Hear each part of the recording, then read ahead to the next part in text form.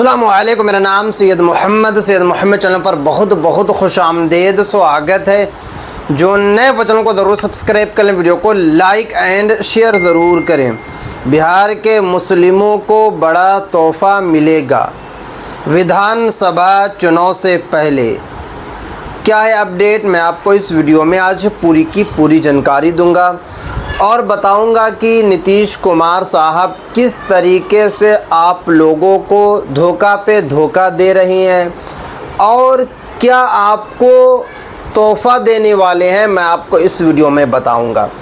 Video को आप लोगों को लास्ट तक देखना है, कहीं पर भी आप लोगों को स्किप नहीं करना है, क्योंकि अगर आप स्किप करेंगे आपको बिल्कुल भी बात समझ में नहीं आएगी कि क्या तोहफ़ा मिलने जा रहा है। आपको पता है कि बिहार विधानसभा का चुनाव आने वाला है और चुनाव से पहले बिहार के मुस्लिमों के लिए नीतीश कुमार साहब लगातार बड़ी बड़ी बातें कह रहे हैं, लगातार बड़ी बड़ी बातें कर रहे हैं, बट कोई काम नहीं कर रहे हैं। सिर्फ़ और सिर्फ जो है बड़ी बड़ी बातें हो रही है। जैसे मिसाल के लिए बिहार मदरसा बोर्ड, आपको पता है कि बिहार मदरसा बोर्ड में कई सालों से बहाली नहीं आई है। बहाली को लेकर वेब पोर्टल तैयार किया गया। कब तैयार किया गया?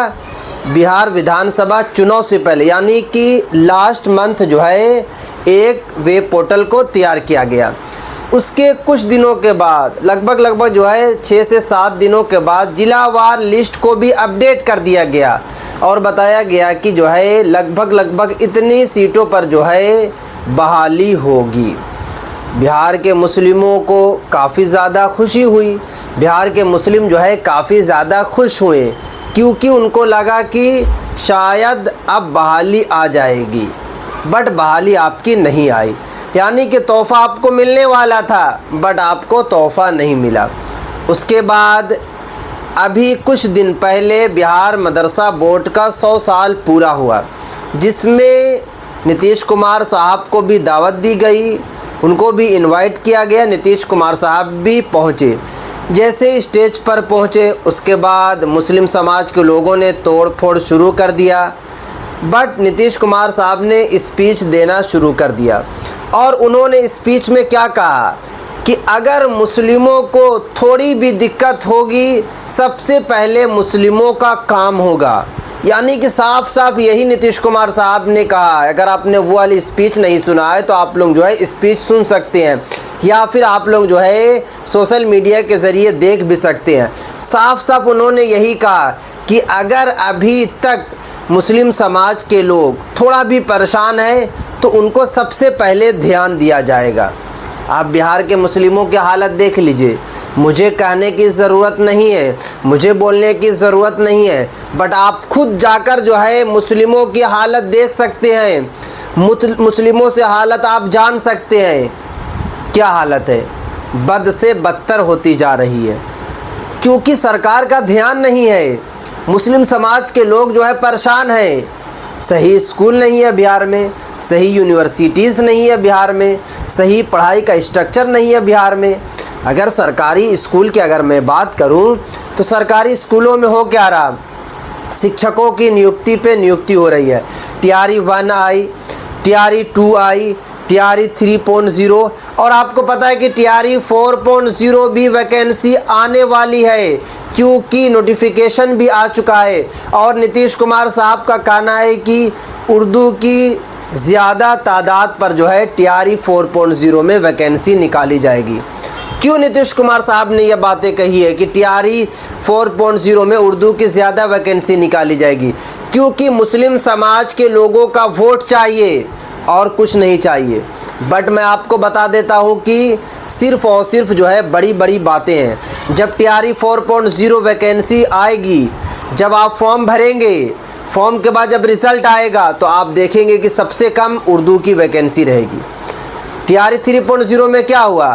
नीतीश कुमार साहब ने कहा कि 5600 सीटों पर जो है उर्दू की वैकेंसी निकाली जाएगी 1 to 5 में, प्राइमरी में, और विज्ञापन में भी यही बातें बताया गया।